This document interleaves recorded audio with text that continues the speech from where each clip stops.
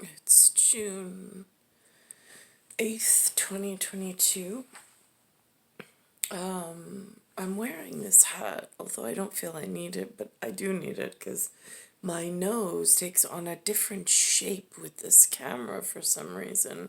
If I don't have the shadowing, it makes my nose look like I don't know, looks like something totally different, although my face is all contorted anyway. It looks like Play-Doh, I feel. It's just whatever.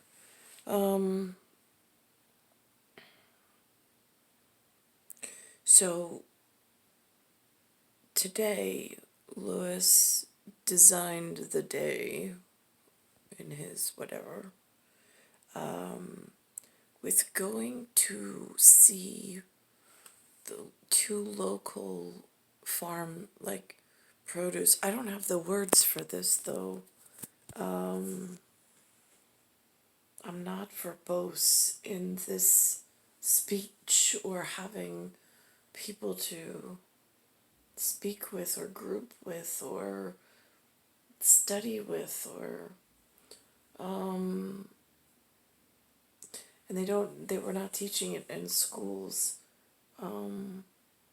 when I was in school, or where I went through what they called schooling. My children didn't go through it either. Going to visit farm stands. It wasn't necessarily the first place he took us was a fresh, well, he said that they grow vegetables and flowers there. So, of course, in my heart of hearts, I'm romantically dreaming of this beautiful, I don't know if you call it showcase, or I don't know, I really don't know the words for it. But we went, and it was in such disrepair, it was really disheartening. It looked like they were really just holding on, which is a terrible shame, because there's more than enough. There's an emporium, which is the word that Zia uses for like large area grocer. I don't know why they're not sourcing local. And again, then that brought me over to, I told Lewis that I heard that with the railroad, the governor in New York mentioned that they were doing something with Pennsylvania Station, Grand Central Station, which again I don't really know, and I don't know the socialite aspect of it because I've never really known any of them. But they said that the Long Island population went from 37,000 people to 2.8 million, and it's in such a small time frame. And I take that example only because I'm not sure. Where I am at the moment is a little different. It's more of a retirement. But by the name addressed on it again, and big area property management, and then parts of the government of the management and things, it's a daunting task, and it's not necessarily, it's more of a rhetoric at the moment for myself, because I don't know where, I've heard my whole life, it's like, oh, they found this and they went to Washington and they made a difference, and I'm like, right, okay, well, I found a lot of things, but I went to Washington. It's not like it's not like, it's not like they have a almost lemonade stand and take complaints. They're busy doing their functions inside buildings. Even if you go to Washington, what would you do? Like, how would you find the correct people at this point? They're all busy in some function. So that was an interesting point. But the first, and so my what I'm frightened of is this first farm stand looks like it's about on its last whatever. It's not functioning necessarily properly. You worry about it going out of business, and then some real estate developer wanting to put some more housing there. And that's been the real problem for sustainability, is just they keep putting more and more housing, and then and the saying is, if you build it, they will come. Who is the question I don't think anybody's really thinking of. That's the problem. I mean, they're in the innocence of the singularity of the project, they're thinking of making money on that moment. But in the long run, when it's just one person, but there's 50 people thinking the exact same thing, and now all of a sudden it's hundreds or thousands of more bodies on the land, and then I mean, so that's frightening. Then Lewis took me from that really sad experience to it's a different type of farm. He took a 25-minute video. I wouldn't have the gumption to whatever. So, but it was, what a difference. But also, the person was more, it was an amazing leader, totally like a guide, like had this mentorship quality, and it's just, in speaking, it's so knowledgeable and just, I want to say effervescent in the, and charismatic as well. So that was really a wonderful change of venue, a wonderful change of, I don't really get to interact with that much very often anymore. I mean, or actually really ever. I mean, it's been so sporadic. Hit or miss, I think, is the word that they call it, with the way I've been, whatever.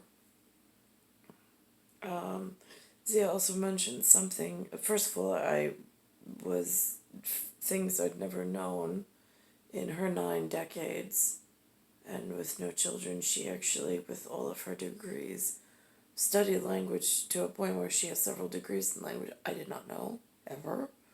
But she was talking of The Princess and the Pea, and she said it in the most charismatic way, but I cannot remember it because I remember in the English version of it with The Princess and the Pea, which that side over is, she said there was something, because I read the American version of the story, she said something about an innkeeper testing the girls, and one girl knew something, and then for me, it just reminded me of the situation I'm experiencing in New York, and how there's this different change in energy and vibrations, and it's not at a calm stillness that, like, they had defined for me today what a Quaker was, or a Quaker lifestyle is, which, again, I mean, I hate to say these things, but I'm the beauty of the family. So for me, in our customs, it's, you just, I'm not supposed to be in necessarily the kitchen. I'm just not, in the most respectful manner. Although I now am degraded to such, I'm helping out because it's only the two of us, and I don't want Zia to have to do all these things by herself, but it's just this total change from old-fashioned to something that just doesn't fit, and it's not right. But going back to The Princess and the Pea, for me, it's the cellular and nanotech is the P, and knowing that something is wrong in the vibration, whether it be the air quality, noise pollution, the vibration of all the vehicles, especially since New York is such a, and where I am in New York is such a heavily trafficked area. The second had many outer buildings. They called it. The farm had a particular name. It also had a particular. I want to say the word gimmick, but it's not. It's more in an area. How do you remember one particular farm from another? What was its almost like its call sign? If you can't remember the name, the thing that stood out, special event type of a thing, which I found totally fascinating. I had never heard of such a thing before. So there was that. And then last night, we sat down again. There's been no TV, there's been no electronics other than just documenting the whatever, which has been wonderful change. Just being able to speak face to face and socialize within even a quiet setting, and having attention paid, but paying attention to someone else and making them feel important, which you just don't get with this electronic world. But last night we sat and Z had done some research because I don't know how to find movies. I'm like, again, I'm the same as I say on the video, I say in real life. I'm like, how do you find where do you go? So she has a method to it. She receives the Washington Post, so she has some societal agreement for investors in the culture of the America that this North America is in agreement with of some sort. And then she itemized it out by the critics. She said, I mean, I got some answers, which was fabulous. And then she said that then they decide, since they were the investors in the movie, which one, whatever, that they stand behind, I suppose, of sorts. And so she had a list of them to see what was available on Netflix and what we all wanted to watch. But some of the movies that I would have went with the Pinocchio one. She said Smithsonian had a whole spread in there, whatever. I was called the Blue Fairy in New York. I thought, hey, that's the universe speaking. Let's watch that. But it was not available on Netflix, so we went with something called the Octopus Teacher, I think, is what the name of it was. It was a fabulous documentary about a man who, I mean, this incredible story about an octopus, and he actually held it. I mean, it put a tentacle out, and I mean, it was such an amazing story about an animal or a creature that you wouldn't think of, but it reached out in such a way that it actually was from the wild creature in this little known about area, touched the face of the documentor, and then at one point it was actually, it curled up and found, I guess, where his heartbeat would be. It found comfort there, and it was an absolutely incredible. I would never think an octopus be that intelligent, but also that it would be so affectionate. So that was amazing. And then at one point, something they call a pajama shark, which actually brought more context and conjecture into my daily life with some of the spoken words that I have no idea where they came from. They were just the words given by the house that I'm in. So I just continuously use them without much thought into them or mindfulness into them until late, with trying to translate my own environment, since it seems to be so off in such a drift way. And this pajama shark took off one of the arms, and I did not know that they were able to regenerate their own appendage, if and mended itself in some quiet recluse. It turned different colors as it mended itself. I mean, the symbolic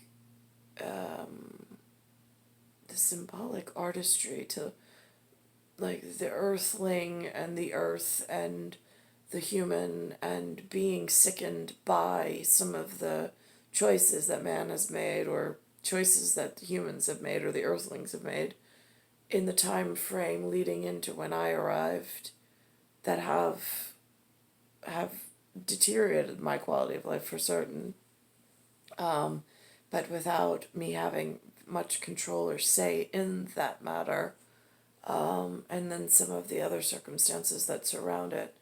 In a way, it was amazing to speak through two creatures that don't speak the same language, but yet through signs, you just know, in a way, something. So I found it absolutely fascinating. It was not one of those movies where I was just like, yes, you know what, I have a feeling about. I was kind of just going into it in a quiet, tranquil, and then it unfolded in such a way. I mean, this man's his response to this creature, and then wanting to bring that story forward and what it must have taken for him as an artist. And then I said, looking at it from a whole nother lens, we had this discussion this morning, I said, for him to have experienced that alone off the coast of West Africa on the other side of the Atlantic Ocean, in the one of the, like, I mean, I would be frightened going into that kind of water, without, I mean, he knows more than I do on that, but his expertise, and then leaving his family to do that, gaining that experience of the one-on-one, and then retrieving back to his family, and then being able to pass his love or affection for the environment he discovered onto his son. I mean, it was absolutely on a whole nother level. I was so appreciative of how that, something I've been deficient in, but something I totally appreciate and can see and acknowledge in others, that they have this quality and ability. Something I had wished for my sons, but it did not happen that way. And so it's been an interesting trip. And last night also, Zia decided we should go to her social club and eat dinner, which we did. And so that was an outing. Tonight is more family invited us over, so we're going to go that way, which is also nice. It's star 1978, star 8378, Nicole, Cattaruzza. It's Earth, Solar System, Milky Way, Universe, Galaxy is broken. It's Bayside Station, actually, I'm sorry, it's Maryland at the moment, and wherever I am. And it's June 8th, 2022.